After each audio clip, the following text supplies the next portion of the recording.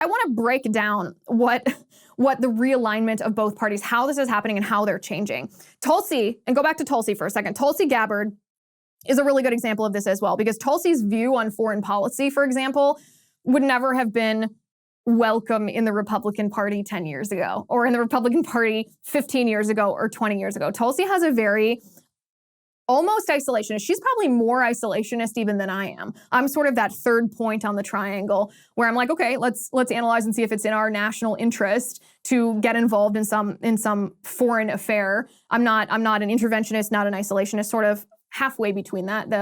I guess is America first, or Reagan, Reagan's deterrence or American interest type of foreign policy. But Tulsi has a much more isolationist view that would never have been accepted in the Republican Party 10, 15, 20 years ago. It is now, though. There are actually a lot of isolationists in the Republican Party because of what the old right latched onto.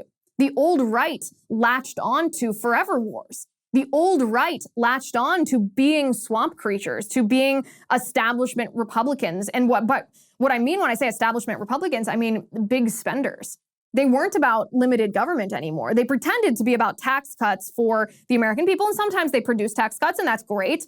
But overall, they grew the size and the breadth of the federal government, and they spent so much money. And this caused a lot of younger conservatives to feel disaffected with the Republican Party, the way that Tulsi is disaffected with the Democrat Party. And so the old right is also, they're not gone yet, is also very cowardly on social issues. The old right has no interest. They had no interest. They've proved this. This is not my speculation. They had no interest in fighting back against the LGBTQ lobby. The old right had no interest in trying to defend traditional marriage beyond maybe having it in their party platform. They had no interest in fighting the culture war on abortion, the culture war on the LGBTQ lobby, the culture war on parental rights. No interest whatsoever. Just forever wars, lots of spending, some good economic things, and cowardice on social issues. And so this birthed, or it's in the process of birthing the new right that's actually committed to winning the culture war. The new right that understands that the culture is the bulwark in our nation between direct assaults on our form of government by a political movement, the left, that wants to destroy our form of government. Culture stands in the way. And if culture is not defended, then our system of government will fall, because our system of government can't survive unless we have a strong culture rooted in morality and traditional values. And what I mean by that is our culture, or our government, cannot stand if we don't have strong family units.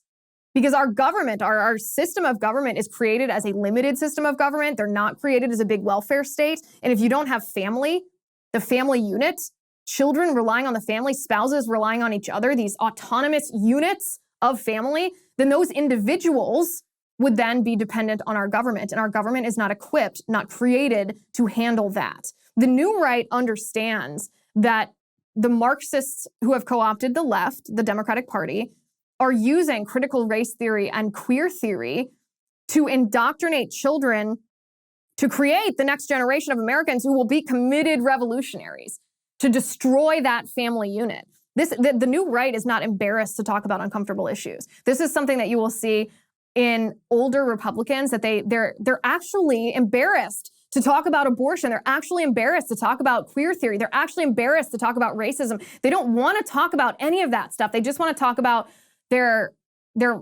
legislation. They just want to talk about, their Paul Ryan Medicare calculations, that kind of stuff. Not that that's not important in its place, but the culture war is super important. The new right understands and acknowledges that morality exists, not just as we define it, that we can't be a libertarian John Lockean nation and survive.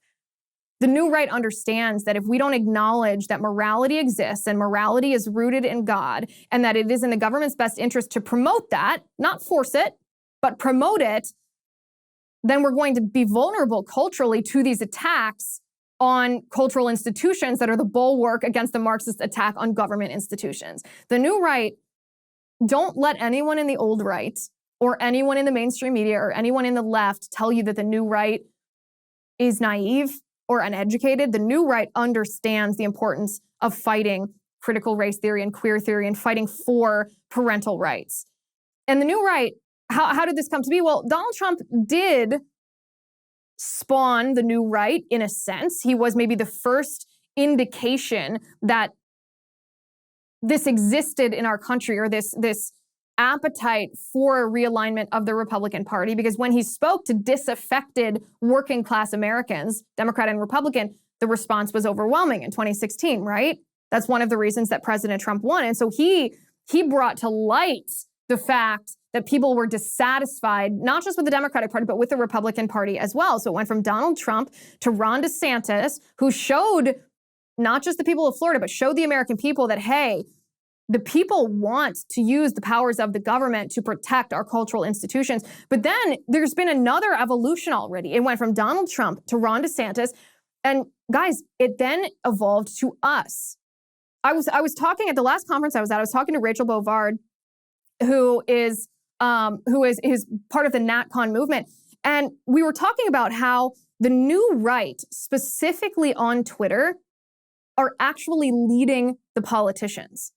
It's not the politicians. Like the old right used to be the ones that would create the talking points and sort of disseminate the talking points to all of the right-wing media. The right-wing media would just parrot or rephrase what the Republican establishment had decided was the talking point of the day.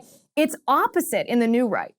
The new right, the voters actually set the narrative. The voters lead the way and the politicians follow. That is properly ordered government. This is what I mean when I say there's been a realignment in the Republican Party.